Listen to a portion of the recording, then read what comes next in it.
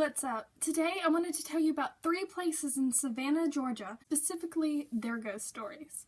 So today I wanted to start off with the Pink House and tell you all about that. The Pink House is now an operating restaurant with a bar in the basement. It is 2 stories and then a basement. In the second story, there's a woman and she's heard to be crying. She makes strange lights appear and float around that many servers have reported. Then there's the children. The children were once seen running around the bar by a performing pianist. Also, they're known to throw dice against the hall bathrooms and lock the women's bathroom. They would lock it so frequently that the managers actually had to remove the women's bathroom lock, but still the door gets stuck. They will also move place settings on the 2nd floor from what I can remember. Then there's the ghost of Mr. Habersham Sr. He's normally seen from the months of October to March on a warm, sunny afternoon, and he will still show hospitality to the guests.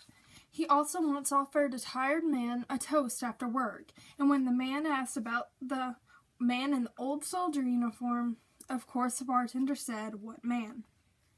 Which leads me to Habersham Jr. Habersham Jr. is also seen in the bar, but he will walk from his old bedroom, which was the bar, all the way to, the Button family monument, where he now lays because his own family plot was full at the time of his death. Next, I would like to tell y'all about the Colonial Cemetery. The Colonial Cemetery is one of my favorite places, not only because it's free to go to, but it's also a really, really awesome place. There is some footage online that I will link in the description below of a little ghost boy running through the park and jumping up into the tree. You can watch it and make your own opinions about the video, but I highly suggest you watch it. It's a really cool video, and it is taken at Colonial Park. I think there's only one certain ghost that's seen repeatedly at Colonial, so I don't know who the kid was or could have been. I'm mainly going to tell you more about the history side and then about this one ghost. Now, Colonial Cemetery was established about 1750, and it was the original burial ground for the Christ Church of Parish, and it was enlarged in 1789. Where it was open to all people. A lot of famous people are buried there, like authors, writers, and actually even a signer of the Declaration of Independence. And there's also more than 700 yellow fever victims that are buried here. So there are over 10,000 graves in this cemetery, but sadly now there are only 600 headstones still standing because the majority of them have been knocked down or destroyed or removed for the streets around. So when you drive around Colonial Cemetery, you are driving on dead bodies. Colonial Cemetery was closed before the Civil War, but at that time, the Union soldiers needed a place to set up camp, so they set up in the Colonial Cemetery. And when the soldiers would grow bored, they would deface the gravestones, changing the dates and some of the epitaphs. So if you go there today, some people have these extremely weird birthdays and death dates that really don't line up to be like hundreds of years old or 150 years old. So if you look closely, you might be able to still find that today. A small children's playground in the corner of the park, and it is said to have been an old shooting ground where men would take their rifles and settle disagreements with their guns. A lot of tour guides love to claim that this children's playground is a burial ground, a huge mass gravesite, and there's really no proof of that, but it's fun to believe in if you want to.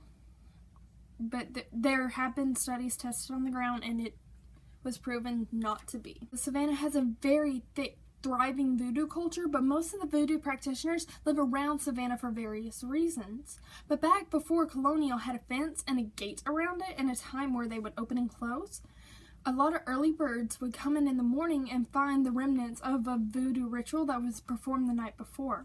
Also, there would be graves defaced for bones for voodoo rituals, so that kind of led to them fencing it off. And then lastly, I would really like to talk about Renee. His full name is Renee Ashrondolier. Correct me if I'm wrong, but I do believe that's how it's pronounced. Now, Renee was a disfigured orphan who tend to call Colonial Park home. He was about 7 foot tall and disliked by the town people.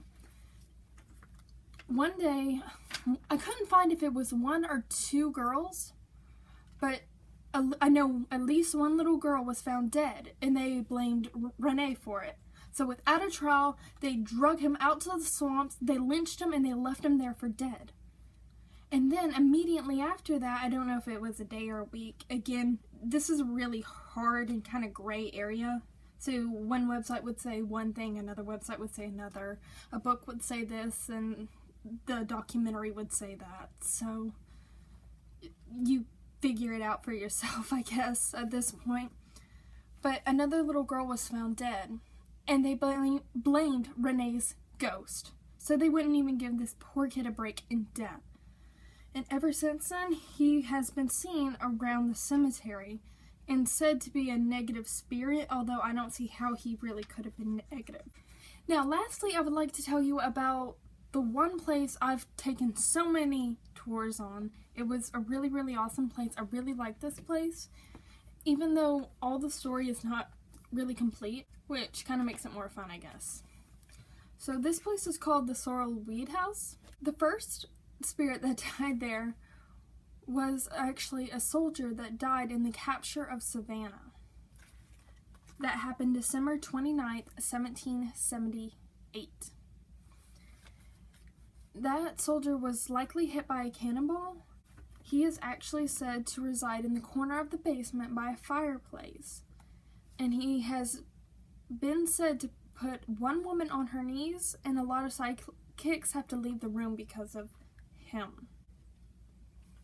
The house itself was built in 1836 by Francis Sorrel, who originally named it Shady Corner, and the house became known for its parties, get-togethers, and extravagant gatherings.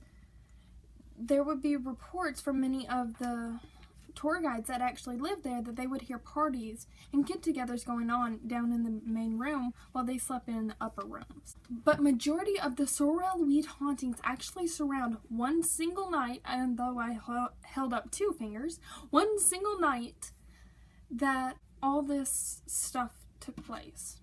Francis Sorrel was married to a beautiful woman named Matilda, and I could not find out how many children they had. Again, it was very here and there, so I found out they had at least 3, but I think they had more. And while Francis was married to Matilda, he had eyes for a slave girl named Molly. He took care of this slave, and he even gave her her own small room above the carriage house, which came with a kitchenette, and you can still see it today. Now, one day, Matilda walked in on Francis and Molly together, and she was so distraught and so upset, she already suffered from mental illness, that she ran from the 2nd floor balcony to the 2nd floor balcony and jumped, killing herself instantly. A few days later, Molly was found hanging in a room, and it is rumored that she had help. But researchers today have claimed that Molly never existed. There is proof that Matilda did kill herself by jumping from the 2nd floor balcony. So that's the story of the Sorrel Weed House, and it is said that you still see Matilda walking around, and you'll still see her jumping. Ghost hunters have gone here. How credible they are, it's up to you. But you can watch their episode about the Sorrel Weed House. I highly suggest you do your own research because it's really just an awesome place. Savannah is in general.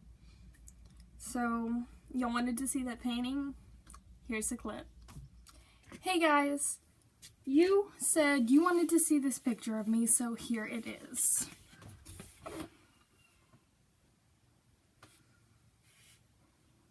This is the portrait I was talking about in my last video. And this is it. I didn't paint it. Like I said, it was a student of my mom's. She has since graduated. So I'm gonna go put this up